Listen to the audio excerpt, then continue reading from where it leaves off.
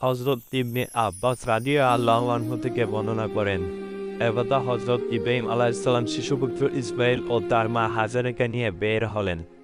এমন অবস্থায় যে হাজেরা তাকে দুধ পান করাতেন। অবশেষে যেখানে কাবা ঘর অবস্থিত, ইব্রাহিম আলাইহিস সালাম তাদেরকে উভয়কেই সেখানে নিয়ে এসে মসজিদের উঁচু অংশে জমজম কূপের উপর অবস্থিত একটি বিরাট গাছের নিচে রাখলেন। সেই সময় মক্কায় ছিল না কোনো জনমানব, ছিল না কোনো পানির ব্যবস্থা। তিনি একটি তলিতে খেজুর ও একটি মশলে সামান্য পানি সহ তাদেরকে সেখানে রেখে চললেন। তখন ইসমাঈল আলাইহিস সালামের মা পিছনে চলতে লাগলেন এবং বললেন, হে ইব্রাহিম, এই উপত্যকায় আমাদের রেখে আপনি কোথায় যাচ্ছেন? এখানে না আছে কোনো মানুষ, না আছে পানাহারের ব্যবস্থা। তিনি এই কথাটি তাকে বারবার বলতে লাগলেন। ইব্রাহিম আলাইহিস সালাম তার কথায় কান না দিয়ে চলতেই থাকলেন। অতঃপর হযরত হাজেরা জানতে চাইলেন, আল্লাহ কি আপনাকে এই কাজের জন্য নির্দেশ দিয়েছেন? তিনি বললেন, হ্যাঁ। তখন হাজেরা বললেন, তাহলে আল্লাহ আমাদেরকে ধ্বংস করবেন না। অতঃপর তিনি ফিরে আসলেন আর ইব্রাহিম আলাইহিস সালাম সামনে চললেন। চলতে চলতে যখন তিনি গিরিপথের বাকি পৌঁছালেন, যেখান থেকে স্ত্রীপুত্র তাকে দেখতে পাচ্ছে না, সে সময় তিনি কাবার দিকে মুখ করে দুহাত তুলে এই দোয়া করলেন, হে প্রভু, আমি আমার স্ত্রী ও পুত্রকে চাষাবাদহীন বিরান ভূমিতে তোমার সম্মানিত গৃহের সন্নিধিতে রেখে গেলাম, যাতে তার সালাত আদায় করতে পারে। তুমি কিছু লোকের অন্তরকে তাদের প্রতি আকৃষ্ট করে দাও এবং তাদেরকে ফওয়াদি দ্বারা রুজি দান করো, যাতে তারা তোমার শুকরিয়া আদায় করতে পারে। এই দোয়া করে ইব্রাহিম আলাইহিস সালাম চলে গেলেন আর ইসমাঈল আলাইহিস সালামের মা তাকে তার বুকের দুধ পান করালেন আর নিজে সে মশক থেকে পানি পান করতেন। অবশেষে মশকের পানি ফুরিয়ে গেলে তিনি পিপাসিত হলেন এবং তার শিশুপুত্রটি পিপাসায় কাতর হয়ে পড়ল। তিনি শিশুটির দিকে দেখতে লাগলেন। তৃষ্ণায় তার বুক দরদর করছেন। অথবা অমরদারি বলেন, যে মাটিতে পড়ে চটপট করছেন। শিশুপুত্রের এই করুণ অবস্থার প্রতি তাকানো অসহনীয় হওয়ায় তিনি সরে গেলেন আর তার অবস্থানের নিকটবর্তী পর্বত সাফাকে একত্র তার নিকট পর্বত হিসেবে পেলেন। অতঃপর তিনি উপরে উঠে কাউকে খুঁজে না পাওয়া যায় কিনা তা দেখতে লাগলেন। কাউকে না পেয়ে সাফা পর্বত থেকে নেমে পড়লেন। এমনকি যখন তিনি নিজ ময়দান পর্যন্ত পৌঁছলেন, তখন তিনি তার কামিজের এক প্রান্ত তুলে ধরে একজন ক্লান্ত শান্ত মানুষের মতো চলে চললেন। অবশেষে ময়দান পবিত্রণ করে পাহাড়ের নিকট এসে তার উপর উঠে দাঁড়ালেন। অতঃপর এদিক সেদিকে তাকালেন, কাউকে দেখতে পান কিনা, কিন্তু কাউকে দেখতে পেলেন না। এমনইভাবে 7 বার দৌড়াদৌড়ি করলেন। হযরত ইবনে আব্বাস রাদিয়াল্লাহু আনহু বলেন, নবী করিম সাল্লাল্লাহু আলাইহি ওয়াসাল্লাম বলেছেন, এই জন্যই মানুষ হজ ও উমরার সময় উক্ত পাহাড়ের মধ্যে 7 বার সাই করে থাকে। এরপর তিনি যখন মারওয়া পাহাড়ে উঠলেন, তখন একটি শব্দ শুনতে পেলেন এবং তিনি নিজেকেই নিজে বললেন, একটু অপেক্ষা করো। তিনি একাগ্রচিত্তে মনোযোগ দিয়ে শুনে বললেন, তুমি তো তোমার শব্দ শুনিয়েছ, তোমার কাছে কোনো সাহায্যকারী থাকলে আমাকে সাহায্য করো।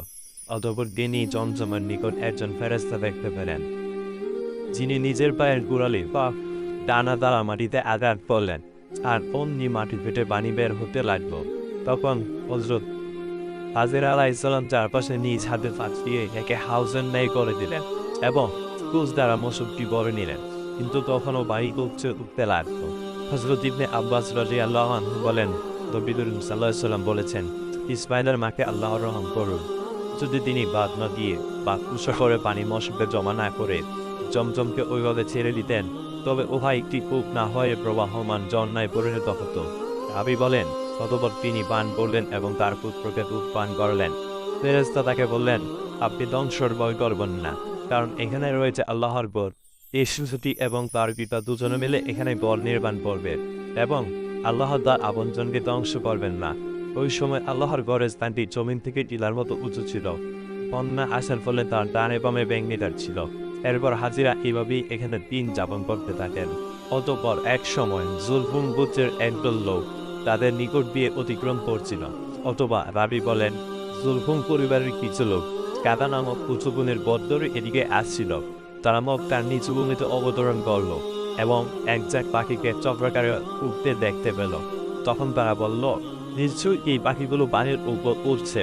আমরা এই ময়দানের পথ হয়ে বহুবার অতিক্রম করেছি, কিন্তু এখানে কোনো পানি ছিল না। তখন তারা একজন কি দুজন লোক সেখানে পাঠালো। তারা সেখানে গিয়েই বাণী দেখতে পেল। তারা সেখান থেকে ফিরে এসে সকলকে বাণীর সংবাদ দিল। সংবাদ শুনে সবাই সেদিকে অগ্রসর হল। রাবী বলেন, ইসমাইল আলাইহিসসালামের মা পানির নিকট ছিলেন। তারা তাকে বলল, আমরা আপনার নিকটবর্তী স্থানে বসবাস করতে চাই, আপনি আমাদেরকে অনুমতি দিবেন কি? তিনি জবাব দিলেন, হ্যাঁ, তবে এই বাণীর উপর তোমাদের কোনো অধিকার থাকবে না। তারা হ্যাঁ বলে তাদের মত প্রকাশ করল। হযরত ইবনে আব্বাস রাদিয়াল্লাহু আনহু বলেন, এই ঘটনা হযরত ইসমাইল আলাইহিসসালামের মাকে মানুষের সাহচর্যে থাকার সুযোগ করে দিল। অতঃপর তারা সেখানে বসতি স্থাপন করল এবং তাদের পরিবার পরিজনের নিকটও সংবাদ পাঠালো। তারপর তারাও এসে তাদের সাথে বসবাস করতে লাগলো। পরিশেষে সেখানে তাদের কয়েকটি পরিবারের বসতি স্থাপিত হলো। আর ইসমাইল আলাইহিসসালামও যৌবনে উপনীত হলেন এবং তাদের কাছ থেকে আরবি ভাষা শিখলেন। যৌবনে পদার্পণ করে তিনি তাদের কাছে অধিক আকর্ষণীয় ও প্রিয় পাত্র হয়ে উঠলেন। অতঃপর যখন তিনি পূর্ণ যৌবন লাভ করলেন, তখন তারা তাদেরও একটি মেয়ের সাথে ইসমাইল আলাইহিসসালামের বিবাহ দিলেন। ইতিমধ্যে হাজেরা মারা গেলেন। ইসমাইলের বিবাহের পর ইব্রাহিম আলাইহিসসালাম তার পরিত্যক্ত পরিজনের অবস্থা দেখার জন্য এখানে আসলেন, কিন্তু তিনি ইসমাইল আলাইহিসসালামকে দেখতে পেলেন না। তিনি ইসমাইল আলাইহিসসালামের স্ত্রীর নিকট তার অবস্থান সম্বন্ধে জানতে চাইলেন।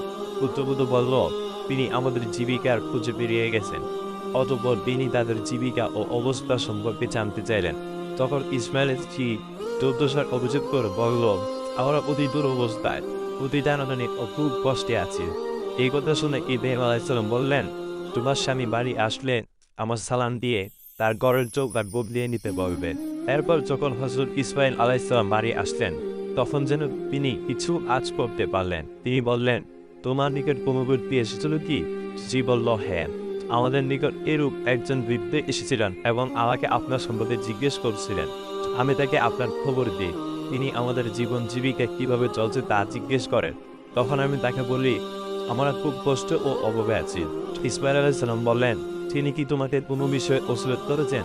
তিনি বললেন, হ্যাঁ, তিনি তার সালাম আপনাকে দেওয়ার নির্দেশ প্রদান করেছেন এবং বলেছেন, তোমার দরজার চৌকাঠ পরিবর্তন করে নিও। ইসমাইল আলাইহিসসালাম বললেন, উনি আমার পিতা, তিনি আমাকে তোমাকে পৃথক করে দেওয়ার নির্দেশ দিয়েছেন। তুমি তোমার আপনজনদের কাছে চলে যাও। অতঃপর তিনি তাকে তালাক দিয়ে অপর একটি মেয়েকে বিয়ে পাওয়া করলেন। অতঃপর ইব্রাহিম আলাইহিসসালাম এদের থেকে আল্লাহ যতদিন চাইলেন ততদিন দূরে থাকলেন। অতঃপর তিনি আবার তাদের দেখতে আসলেন। এভাবে তিনি পুত্রকে দেখতে পেলেন না। পুত্রবধূকে তার পুত্র সম্পর্কে জিজ্ঞেস করলেন। তিনি উত্তর দিলেন, তিনি আমাদের জীবিকার খুঁজে বেরিয়ে পড়েছেন। এরপর ইব্রাহিম আলাইহিসসালাম বললেন, তোমরা কেমন আছো? অতঃপর তিনি তাদের জীবনযাপন ও অবস্থা সম্পর্কে জানতে চাইলেন। তিনি বললেন, আমরা ভালো ও সচ্ছল আছি, এবং তিনি আল্লাহর প্রশংসা করলেন। ইব্রাহিম আলাইহিসসালাম জিজ্ঞেস করলেন, তোমাদের প্রধান খাদ্য কি? সে বলল, গোশত। তিনি আবার বলেন, তোমাদের পানীয় কি? সে বলল, পানি। ইব্রাহিম আলাইহিসসালাম দোয়া করলেন, হে আল্লাহ, তাদের গোশত ও পানিতে বরকত দিন। রাসূলুল্লাহ সাল্লাল্লাহু আলাইহি ওয়াসাল্লাম বলেন, তাদের জন্য তখন শস্য ছিল না। যদি থাকতো তাহলে তিনি তাতে বরকত দানের জন্য দোয়া করতেন। রাবী বলেন, বক্তা ব্যতীত অন্য কোথাও কেউ শুধু পানি ও বস্তু দ্বারা জীবন ধারণ করতে পারে না, কেননা শুধু বস্তু ও পানি জীবনযাপনের অনুভব হতে পারে না। ইব্রাহিম আলাইহিস সালাম বললেন, তোমার স্বামী ঘরে ফিরে আসলে আমার সালাম দিয়ে তার ঘরের চৌকাঠ ঠিক রাখার কথা বলবেন। অতঃপর ইব্রাহিম আলাইহিস সালাম চলে গেলেন। অতঃপর ইসমাঈল আলাইহিস সালাম বাড়ি এসে বললেন, তোমাদের নিকট কেউ এসেছিল কি? স্ত্রী বলল, হ্যাঁ, একজন সুন্দর চেহারার বৃদ্ধ লোক এসেছিলেন এবং সে তার প্রশংসা করল। তিনি আমাকে আপনার ব্যাপারে জিজ্ঞেস করছেন, আমি তাকে আপনার সংবাদ জানিয়েছি। অতঃপর তিনি আমার নিকট আমাদের জীবনযাপন সম্পর্কে জানতে চেয়েছেন। আমি তাকে জানিয়েছি যে আমরা ভালো আছি। ইসমাঈল আলাইহিস সালাম বললেন, তিনি কি তোমাকে কোনো বিষয়ে ওসিয়ত করে গেছেন? সে বলল, হ্যাঁ, তিনি আপনার প্রতি সালাম জানিয়ে আপনাকে নির্দেশ দিয়েছেন যে আপনি যেন আপনার ঘরের চৌকাঠ ঠিক রাখেন। ইসমাঈল আলাইহিস সালাম বললেন, তিনি আমার পিতা, আর তুমি আমার ঘরের চৌকাঠ। তিনি আমাকে তোমাকে স্ত্রী হিসেবে ব্যবহার রাখার নির্দেশ দিয়েছেন। আল্লাহর ইচ্ছায় হযরত ইব্রাহিম আলাইহিস সালাম বহুদিন পর এসে দেখেন তার পুত্র জমজম কূপের নিকটে একটি বড় গাছের নিচে বসে তীর মেরামত করছেন। পিতাকে দেখে তিনি দাঁড়িয়ে তার দিকে এগিয়ে গেলেন। অতঃপর পিতা ছেলের সাথে বা ছেলে পিতার সাথে সাক্ষাৎ হলে যেমন করে থাকেন তারা উভয়ে দায় করলেন। অতঃপর ইব্রাহিম আলাইহিস সালাম বললেন, হে ইসমাঈল, আল্লাহ আমাকে একটি বিশেষ নির্দেশ দিয়েছেন। ইসমাঈল আলাইহিস সালাম বললেন, আপনার প্রভু আপনাকে যে নির্দেশ দিয়েছেন তা পালন করুন। তিনি বললেন, তুমি কি আমাকে সাহায্য করবে? ইসমাইল আলাইহিসসালাম বললেন, আমি আপনাকে সাহায্য করব। ইব্রাহিম আলাইহিসসালাম বললেন, আল্লাহ এখানে আমাকে একটি ঘর নির্মাণের নির্দেশ দিয়েছেন। এই কথা বলে তিনি উঁচু টিলাটির দিকে ইঙ্গিত করলেন যে এর চারপাশে ঘেরাও দিয়ে। তখনই বাপ বেটা কাবাঘরের দেওয়াল তুলতে লেগে গেলেন। ইসমাইল আলাইহিসসালাম পাথর আনবেন আর ইব্রাহিম আলাইহিসসালাম নির্মাণ করবেন। পরিশেষে যখন দেওয়াল উঁচু হয়ে গেল, তখন ইসমাইল আলাইহিসসালাম মাকামে ইব্রাহিম নামক পাথরটি আনলেন এবং জলস্থানে রাখলেন। ইব্রাহিম আলাইহিসসালাম তার উপর দাঁড়িয়ে নির্মাণ কাজ করতে লাগলেন আর ইসমাইল আলাইহিসসালাম তাকে পাথর জোবান দিতে থাকেন। তারা উভয়ে আল্লাহর কাছে দোয়া করলেন যে, হে আমাদের প্রতিপালক, আমাদের এই কাজ কবুল করুন, নিশ্চয়ই আপনি সর্বশ্রোতা ও সর্বজ্ঞ। তারা উভয়ে আবার কাবাঘর তৈরি করতে থাকেন এবং কাবাঘরের চারদিকে ঘুরে ঘুরে এই দোয়া করতে থাকেন, হে আমাদের প্রতিপালক, আপনি আমাদের পক্ষ থেকে কবুল করুন, নিশ্চয়ই আপনি সবকিছু শুনেন ও জানেন। শিক্ষা: আল্লাহর হুকুমকে সর্বাধিক গুরুত্ব দিতে হবে। তার সন্তুষ্টির জন্য প্রয়োজনে স্ত্রী পুত্র সহ সবকিছু ত্যাগ করতে হবে। সর্বাবস্থায় আল্লাহর প্রতি সন্তুষ্ট থাকতে হবে ও তার উপর ভরসা করতে হবে। কোনো অবস্থাতেই ধৈর্যহারা হওয়া চলবে না। পরিবার ও সন্তান সন্ততির জন্য দোয়া করতে হবে। একক না, বরং যৌথ উদ্যোগে সামাজিকভাবে কাজ সম্পাদন করতে হবে। হাজেরার মতো সুদৃঢ় ইমানের অধিকারিণী হওয়ার জন্য মা বোনদের সচেষ্ট হতে হবে। আল্লাহর আনুগত্য ও ধৈর্যের পরিমাণ সর্বদা কল্যাণকরই হয়।